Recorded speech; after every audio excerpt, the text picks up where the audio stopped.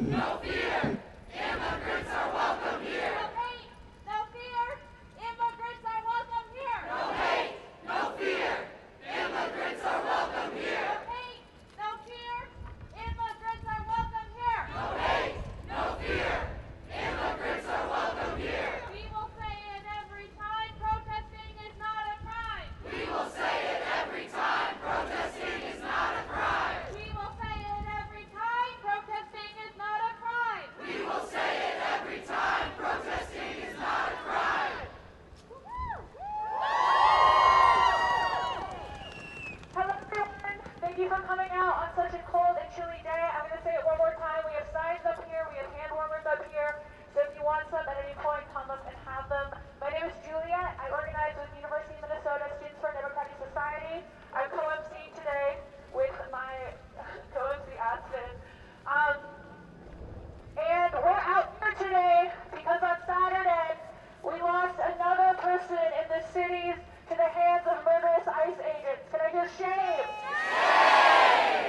And I think all of us are really fucking angry that we've heard basically nothing from the administration about this, other than useless statements. I feel like every time I open my inbox and I see an email from our president, Rebecca Cunningham, I have to brace myself for a lot of nothing. 1 second, let me get my notes out real quick.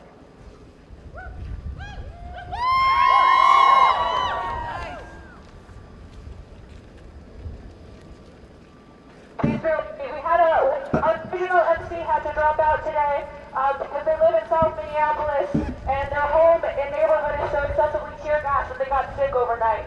So, my time is here. Bug eyes, exactly. So we're here to demand more of the university, more than empty statements, and an end to this political neutrality that they've used to not only not speak politically about this, but avoid divestment from weapons manufacturing companies, avoid divestment from Israel, and not support their workers during the teacher strike this past fall. You know, my teachers, they keep asking me about online classes. What are your other professors doing about this? And it sucks that we as students have to be the ones to communicate that to our professors, that we have to be the ones to say what's happening in other departments, because this communication should be happening already.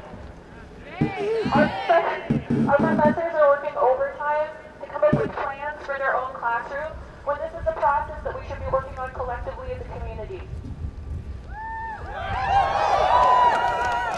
And I know from a fact through conversations with some of you that your professors are not even offering online accommodations.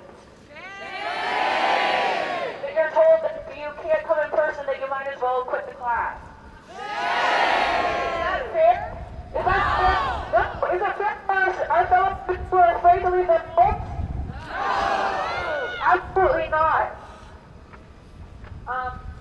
So before we get any further, there was a university moment of silence this morning, but I want to have another one here today, and I'd like to extend it beyond Alex Pretti, who was murdered this past Saturday. I also want us, in this moment of silence, to think of Keith Porter Jr., who was murdered on New Year's Eve, as well as her name, Nicole Good.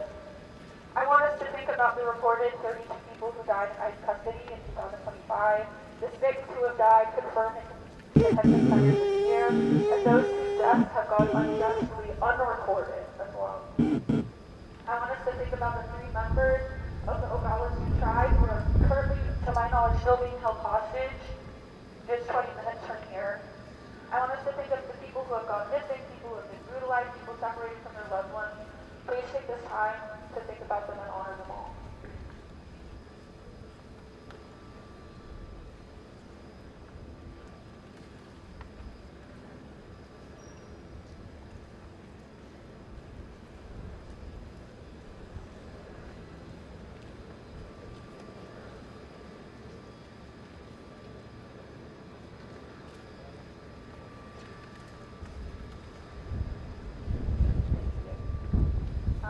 As so many people have said the past couple of weeks, it's our love and support for each other that are keep us alive and connected through the few weeks. But all of those individuals and people and communities that I mentioned, they deserve more than just silence from us. They deserve our action. And they deserve our action now, immediately. And that's actions from all of us as individuals, because every one of you has a skill, has something that you can offer to your neighbors, to your loved ones, and we all have to be out there in the streets regardless of the cold, and that's why I'm so happy to see you all out here today. And again, as one of my friends who can't be here put it, that the best our president and university can manage after a community has been rocked by these continuous kidnappings and murders is shameful statements talking about the loss of university alum while doing actually nothing of substance to support immigrant students facing real violence at the hands of ICE. And mind you, this is the same university from 2003, since the start of ICE, to until last year, was letting ICE agents train in their gun range in Rosemont. And the only reason they stopped doing that last year is because we fucking found out about it, and we held them accountable. Our university has a long, violent history and is still invested in the same companies that run the herder communities today. They are complicit in the murder of those who I have mentioned, including Keith Porter, Aaron Good, and Alex Pretti, and all of the people who have been and continue to be victimized by ICE, and now is not the time for them to give us empty condolences and an endless outpouring of statements and refuse to even condemn ICE. Or voice support for many of the communities here. I have friends who have to go to class with their passport in their backpacks because they're terrified of being stopped on the street. That's not fucking okay. So we have a couple of speakers who are going to be coming up and talking about their organizations that they've been doing. I hope that maybe we can connect with one of them after this, or at least find out what we're doing, because it's important that we stay all informed. I'm going to introduce first up, this is Ben from GLUE, our graduate labor union.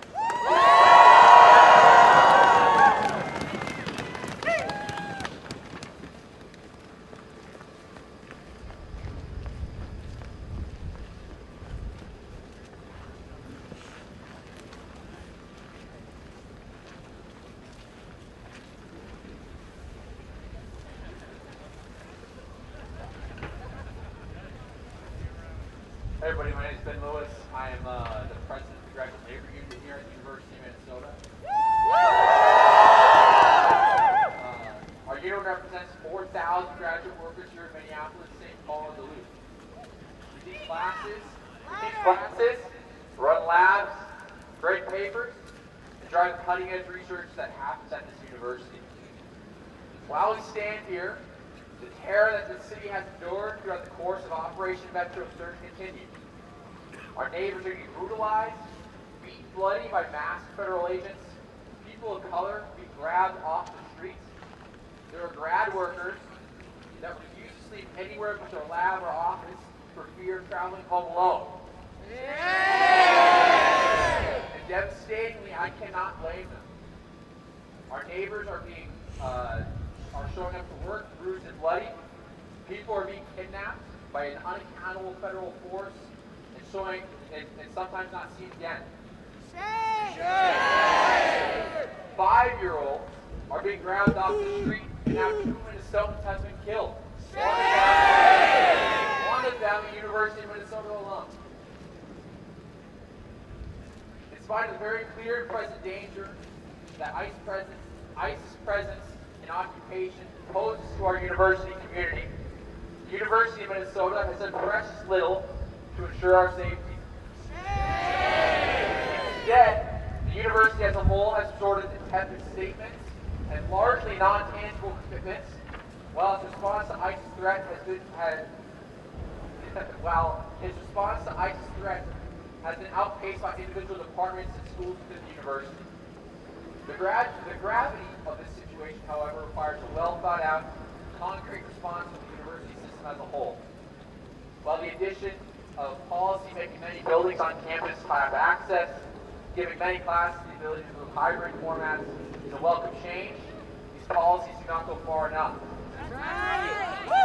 As the situation in our city continues to escalate, we call on President Cunningham of the University of Minnesota to 1, issue an official statement explicitly declaring that ICE is not welcome on campus and affirming the university administration's commitment to keeping the campus community safe.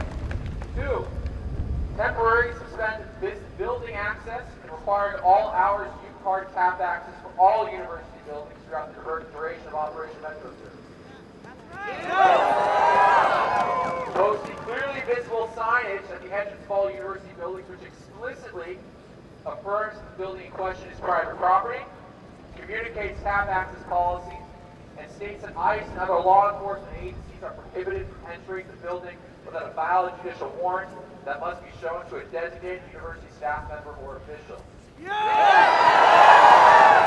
Formally prohibiting ICE and other federal immigration authorities from using university-owned property, such as parking areas and open lots, for staging or other immigration enforcement purposes, even with the guidance from the city of Minneapolis. Committing UNPD and other campus authorities to enforcing the aforementioned trespass prohibition in the event that ICE attempts to stage on university-owned property. Requiring training on the aforementioned policies and procedures for all university staff and employees.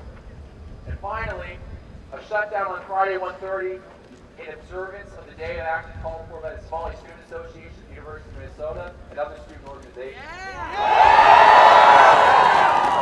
Now, a lesson that involvement in this union has taught me is that these demands are not going to be given to us. Demands are met when they are made by well-organized, principled, and disciplined movements. That's why I'm here today, to ask you all to join this union in these demands, to merge our collective strength together, and demand safer working and learning conditions. Discuss these demands with your colleagues and other community members. Bring them into your classrooms, your labs, your departments, your social circles. Do not assume this university will act of its own accord to protect you or your community. If there's anything the previous weeks and years have shown us, the people with the leverage of power of this university will not lift a finger to protect us until it's far too late. That's right! As always, it must be the workers, the students, the community members that drive this change. That's why I know these demands are in good hands. Because for the last few months, while our university has been cutting deals with the very administration that has unleashed this hell in our streets, guess what this community's been up to? Fighting! That's right. The workers and students of our city have set up mutual aid networks to make sure that those who are too terrified to work right now don't go to bed hungry. The workers and the students of this city have been patrolling the neighborhoods, wielding whistles to alert their neighbors to ICE's presence. The workers and students of this city have been putting themselves at risk, following ICE vehicles around the city to document kidnappings. The workers and students of this city sat down and got hundreds of thousands of Minnesotans in the streets on a cold Minnesota January Friday. And it was the workers and students of this city that have turned out over the last weeks and on Sunday and Saturday to mourn the loss of our neighbors, Alex Pretti and Renee Nicole Good. All of that was not orchestrated by the folks in the corner offices in Morrill Hall. That's right! It was this community that did that. You're not asking for anything extraordinary here, right? We're demanding a basic obligation of an institution that claims to value its people, to protect those who live, work, and learn here. If the university will not act of its own conscience, then it must be compelled to act by the collective power of its community. That's right! We deserve a university of Minnesota that is committed to keeping every community member safe. Join us in helping build that university together. Thank you so much.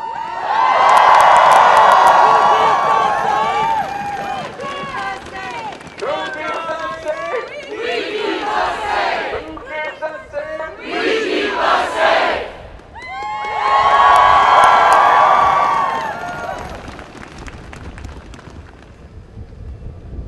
Up with liberation! Up with liberation! Down with deportation! Down with deportation! Up with liberation!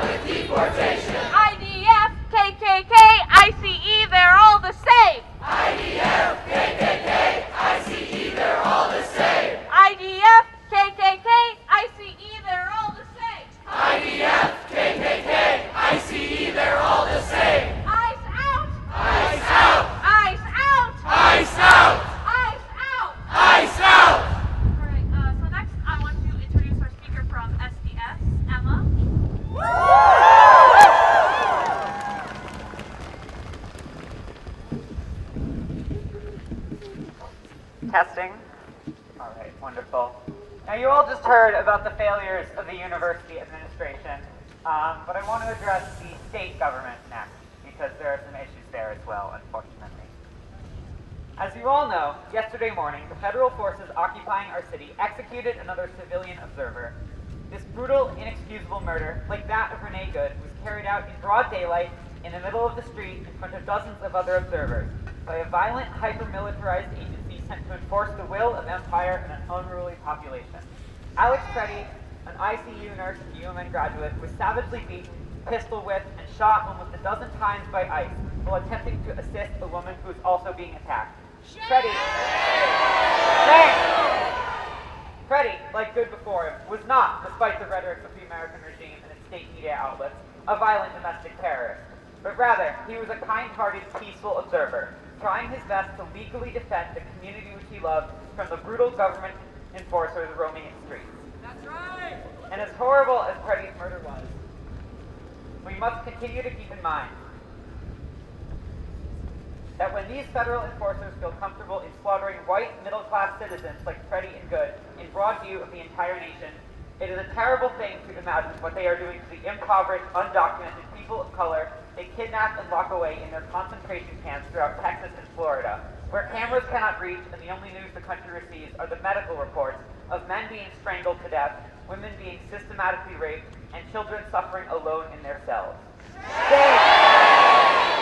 This is what ICE does, and it is what we have come to expect from them. They are kidnappers, they are rapists, and they are murderers, and they have no place on our streets. They are a violent, entitled paramilitary force recruited directly from a swath of racist militia groups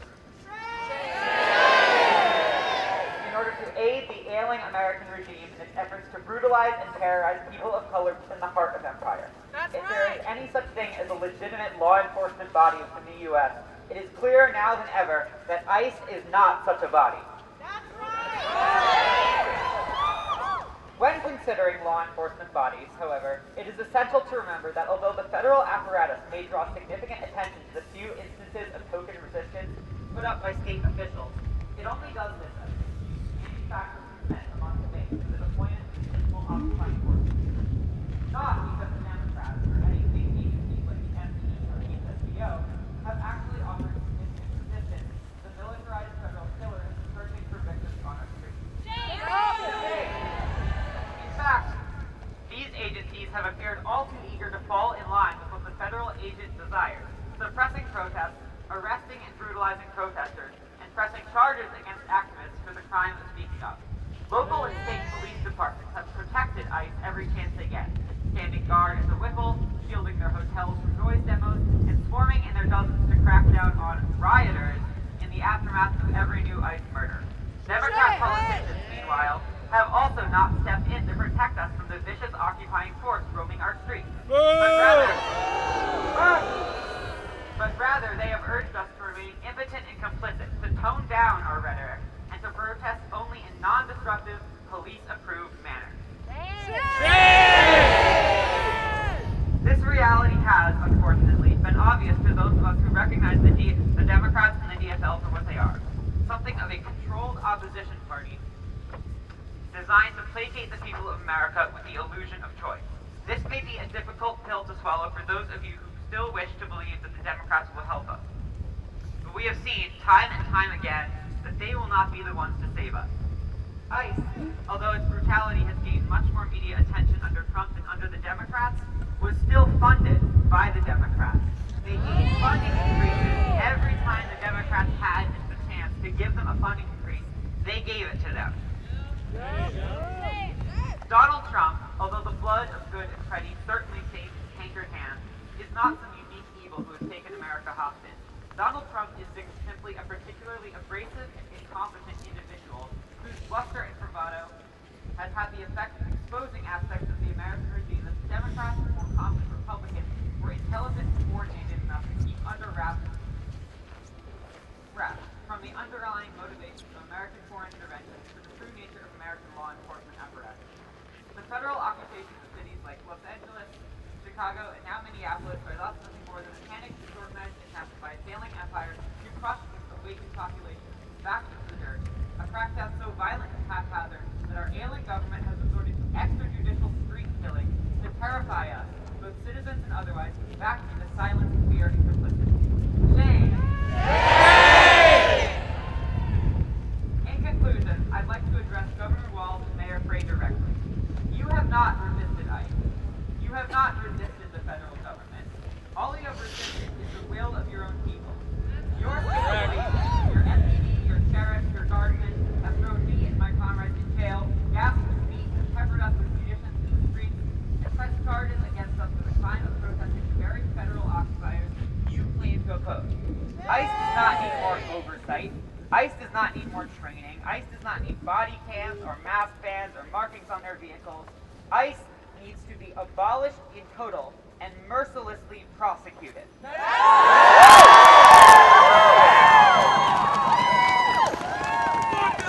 Fuck ICE!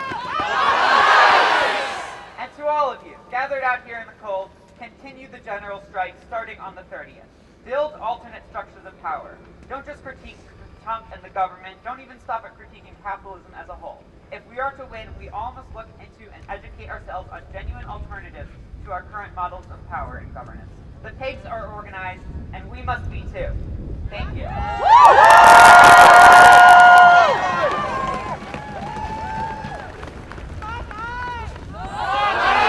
Fuck ICE! When I say chinga, you say amiga. Chinga. Amiga. Chinga. Amiga. Chinga. Amiga. Chinga. Amiga.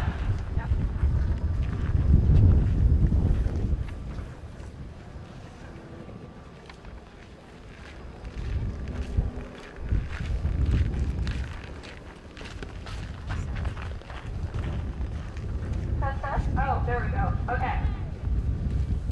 From Palestine to Mexico. Palestine to Mexico. Border walls have got to go. Border walls have got to go. From Palestine to Mexico. From Palestine to Mexico. Border walls have got to go. Border walls have got to go. IDF, KKK, ICE, they're all the same. IDF, KKK, ICE, they're all the same. IDF, KKK, ICE, they're all the same. IDF, KKK, ICE, they're all the same. That's right. Okay, I have two things I want to address before we move to our next speaker. First of all, we handed out these little quarter sheets. Some of you might have gotten them. And there's some typos on them that I must address immediately.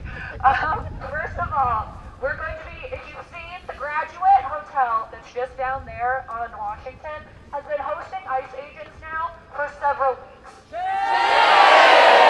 Fuck that! And when employees have asked about it, they've been told, guys, this is what we expected. Just treat them like any other guest. What the fuck?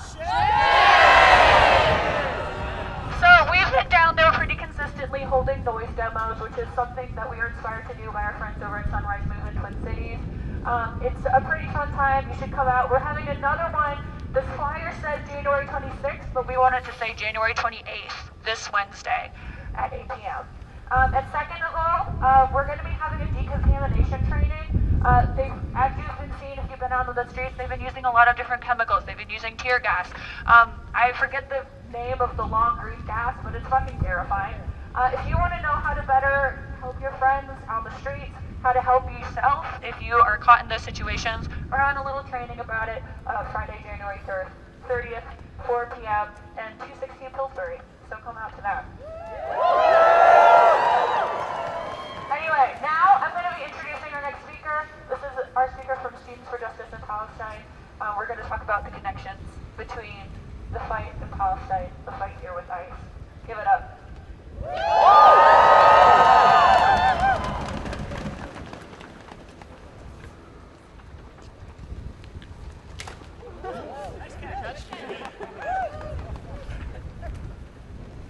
Hi everybody, I'm Amro Heshmat. I'm a student and activist, I guess. And I'm a student here at the University of Minnesota. I'm a board member for SJP.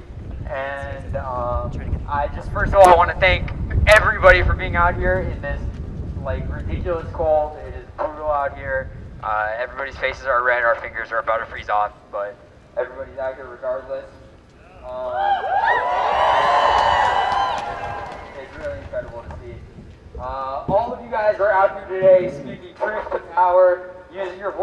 good loudly and proudly, standing up against the cruelty, violence, and hatred Donald Trump and his gang of thugs have brought to our city.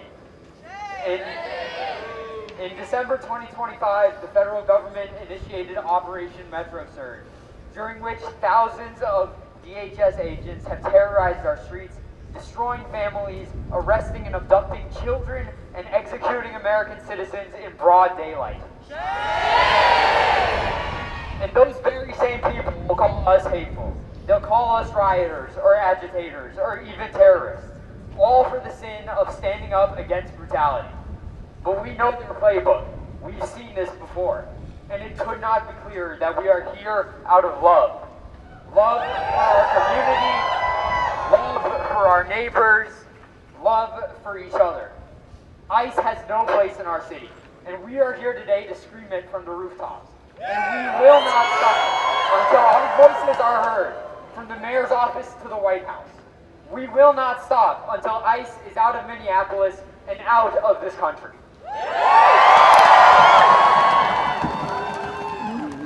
For the last 3 years, we watched in horror and anger as our government enabled a genocide, destroying the Palestinian people and murdering thousands in Gaza. Now, this same structure of violence has settled in our home, in our streets. We, the people, have never stood for this violence. When thousands filled the streets for the Palestinian people, we were told our voices didn't matter, that our cause was too difficult, too dangerous, too risky to stand up for. Now, we face the same resistance. We are the undesirables, the pariahs that are bold enough to stand up for truth and justice instead of buckling under the knee of authoritarianism.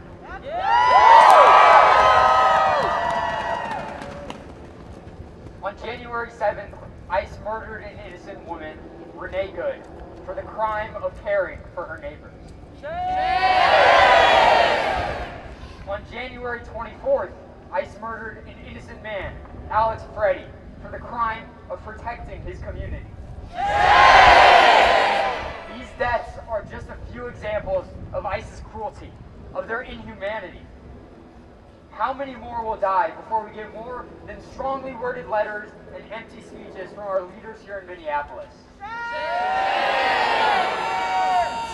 Trey, Waltz, and Rebecca Cunningham have made it clear their priorities are not standing up to Trump and his secret police, but instead subduing the rightfully angry people of this city. We reject this call. We will continue to make our voices heard, to speak out, to fill the streets, because they've made it clear they won't. Over the last 3 weeks, our community has shown unprecedented bravery, resilience, and decency in the face of adversity. As our government lies to our faces and tells us to deny reality, we must stay true in the fact that we must stay steadfast in truth. And the truth is that the structures of power have always tried to hold us down. The truth is that ICE was sent here to cause chaos and violence, not for the pursuit of law and order, but to break us down, to beat us into submission. Because the establishment knows we will not take this lying down. We've been in this position before. Whether it's standing up against genocide abroad, racially motivated murders at home, or immigrants being black-bagged and disappeared off the street. We have always resisted and done everything in our power to make it known. We will not allow this violence to carry on. Our voices will not be silenced. We will persevere.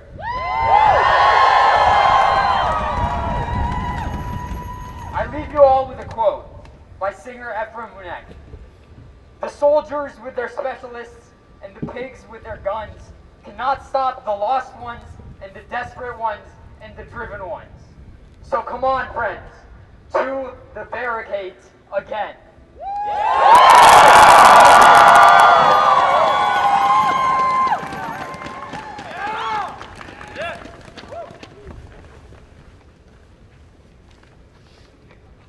Down with ICE! Down with ICE! Down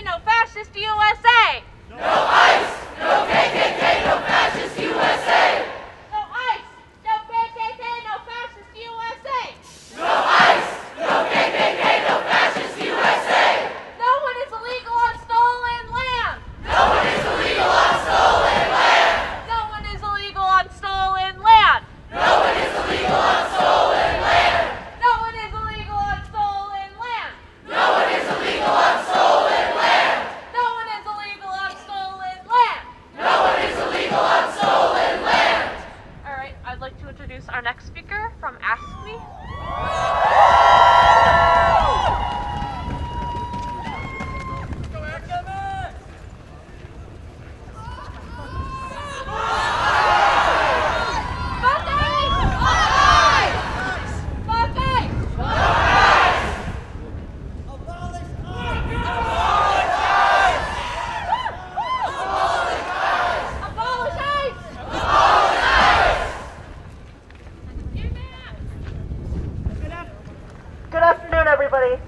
My name is Max Bass. I am a clerical worker here in the Department of Curriculum and Instruction. I'm also the president of Ask Me Local 3800. We represent about 2,000 clerical, technical, and healthcare workers across the state of Minnesota and at all 5 campuses of the University of Minnesota. I was heartbroken but unsurprised when I woke up on Saturday morning to the news that ICE agents had murdered another one of our neighbors, Alex Pretti. Alex was a friend, a neighbor, an activist, a University of Minnesota alum, an ICU nurse who cared for vulnerable veterans, and a union member. We, as union members, know the true meaning of solidarity, standing arm in arm with anyone who is under attack, building collective power to keep us all safe, and improve our lives, mutual care, and trusting our neighbors. Alex was enacting those values when he had his life so brutally stolen from him. The deaths of Alex Pretti, Renee Good, Keith Porter, and Aaron Bushnell before them should wake every single one of us up to the reality that hundreds of years of American imperialism and domestic racial violence can no longer be shrouded from folks who look like me. The skills American military personnel and police have learned by brutalizing communities across the globe and at home are being turned on anyone who defies fascism. Let this moment move you to action. A lot of people here know that I lived in Palestine in the West Bank for 3 years. So unfortunately, the occupation of our cities is unnervingly familiar to me.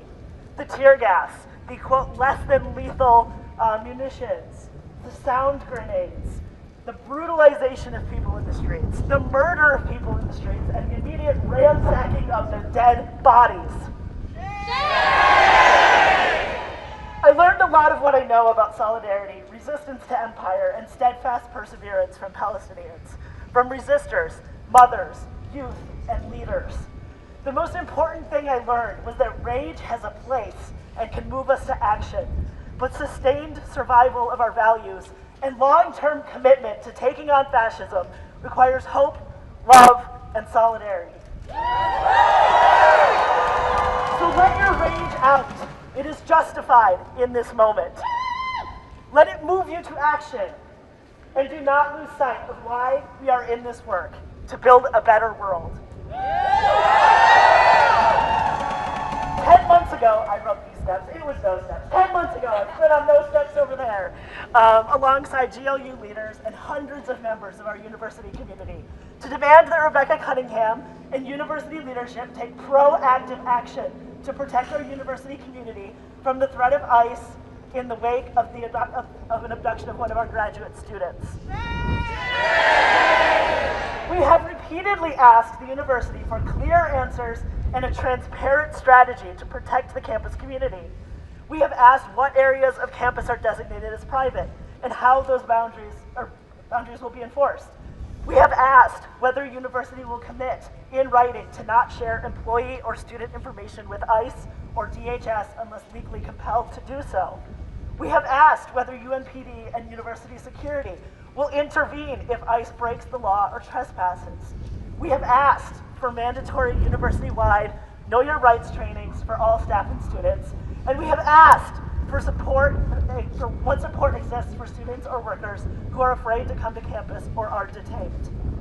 I am profoundly disappointed to be here yet again, nearly a year later, to echo these same concerns as the University of Minnesota continues to fail in its most basic responsibility, protecting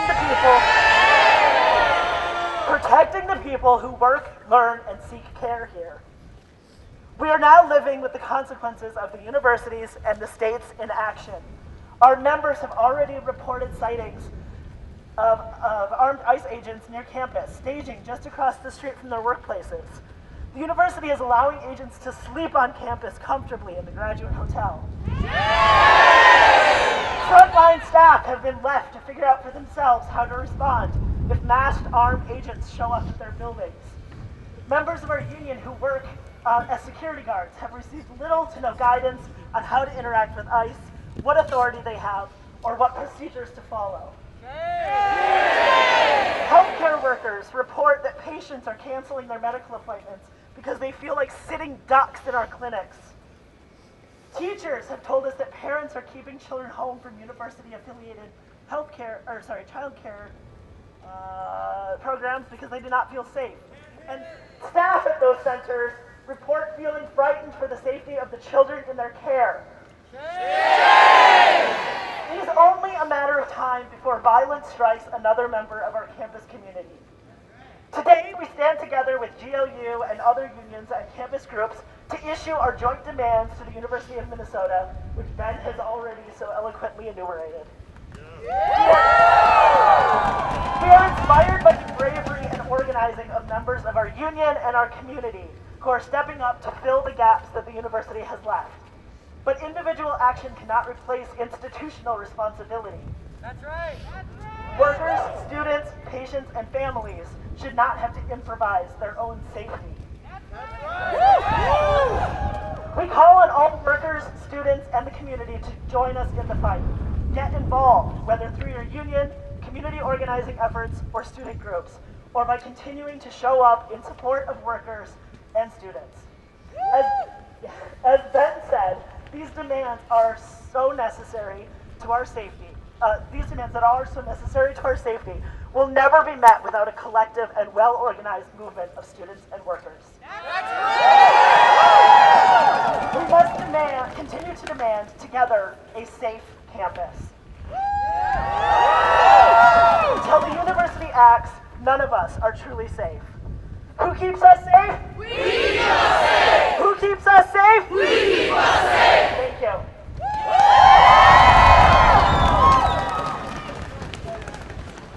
Let's give it up for that! Who keeps us safe? We keep us safe! Who keeps us safe? We keep us safe! Who keeps us safe? We keep us safe! Woo!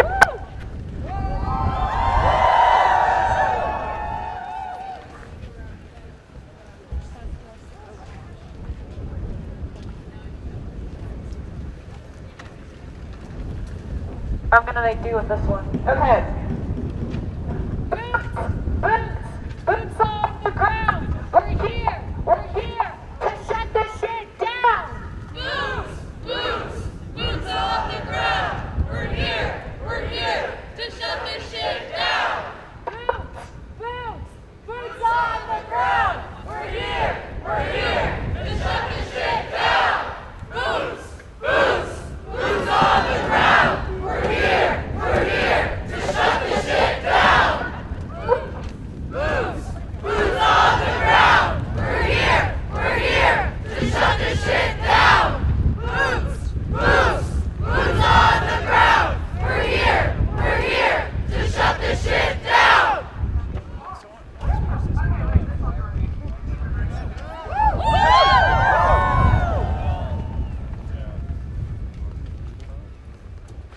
So we don't have a last speaker for today. We have a statement though, and it's a statement from Vicente, our Latinx Cultural Center, just home in Kaufman, across the way over here. They really wanted to be here to speak today, but a lot of their members don't feel comfortable doing so, because a lot of them have very personal connections to this site and fear for their safety. And so if you'll bear with me today, I have a statement from Vicente that I'm going to read out. If you guys could listen, that would be great.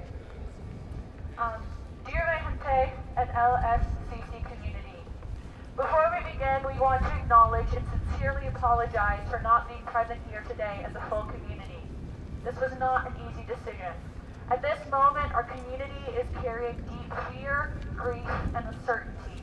The heightened presence and actions of ICE have created an environment where many undocumented, mixed status, and immigrant families no longer feel safe moving through their daily lives, including on college campuses, which should be places of learning, refuge, and belonging. Members of our community are being asked by their own parents to stay off campus. Students are weighing their education against their safety. Families are living with the constant anxiety their routine day could end in separation or harm.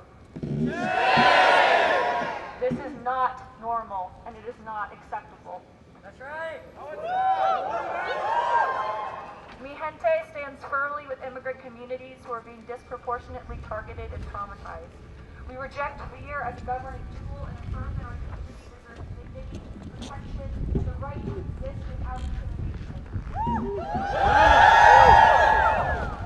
Safety should never be conditional, and humanity should never be politicized. We call on our institutions and leaders to take meaningful action to protect vulnerable communities, to listen to those most affected, and to ensure that campuses remain spaces where all students can learn without fear of surveillance, detention, or violence. To our community, you are not alone. Your fear is valid, your lives matter, and your voices deserve to be heard, even when it's not safe to speak them out loud. Gente will continue to advocate, support, and stand in solidarity with those impacted. We choose care over silence, protection over complacency, unity over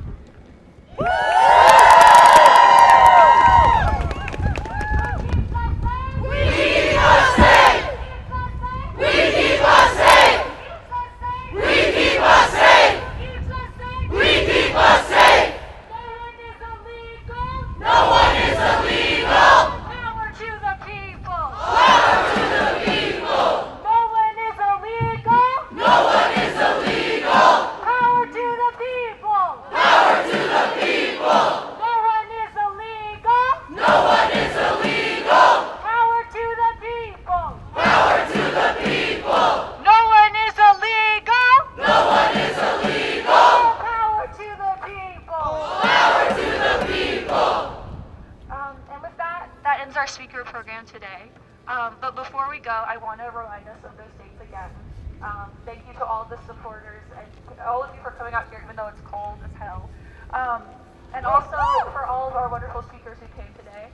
I want to end firstly by saying that again, all of these organizations are free for you all to join if you so choose. Otherwise, there are so many things that you can do as individuals to show up for each other. Learning your neighbors is a great start. I went to one of the vigils over the weekend over in Van Lake Park, and it was wonderful to actually get to talk to people. I live in Dinky, so it was lovely to get to meet people who I live right next door to and talk about the ways that we can show up for each other, because it can be as simple as standing out in your neighborhood, learning people's names, learning what foods they like, what you can bring to them. But it's incredibly important that we do something, because they want us to do nothing. And if we do nothing, more and more people are going to die, more and more people are going to be brutalized, and we cannot fucking afford that to happen.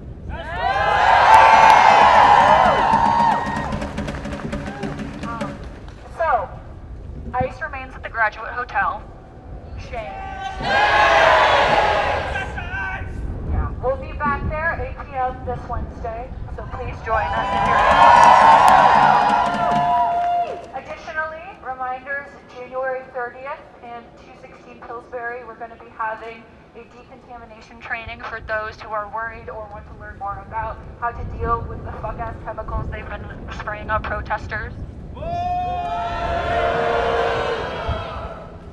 And please keep an eye out. We're the most active on our Instagram, but we'll try to flare more around campus. We're UMN SDS. The organizations here today, we had AFSCME, we had GLUE, we had SJP. Mi Gente, YDSA, Advocacy couldn't make it out. There's so many organizations on this campus that we work with, that we care about, that we're friends with. We gotta stick together, we gotta show up for each other. I want to finish with one more chant. I think,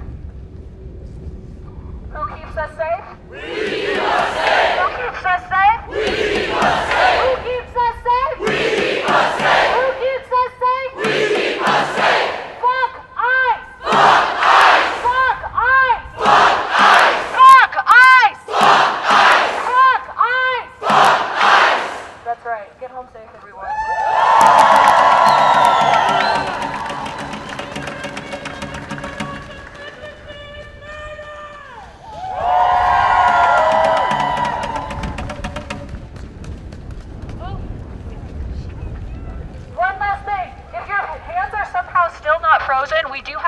up here. So if you want to write messages on the sidewalk, whether they be anti-Cunningham or pro-community, go ahead, knock yourselves out.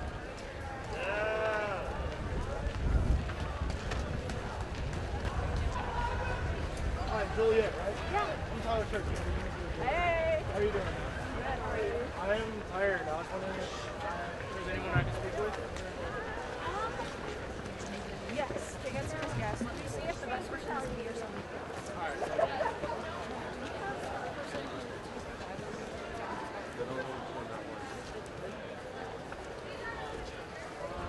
Riley.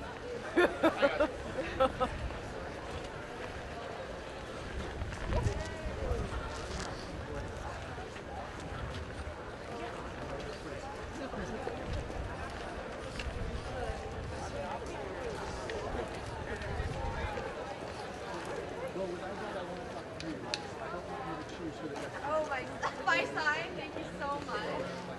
We're having a water party today, and thank you.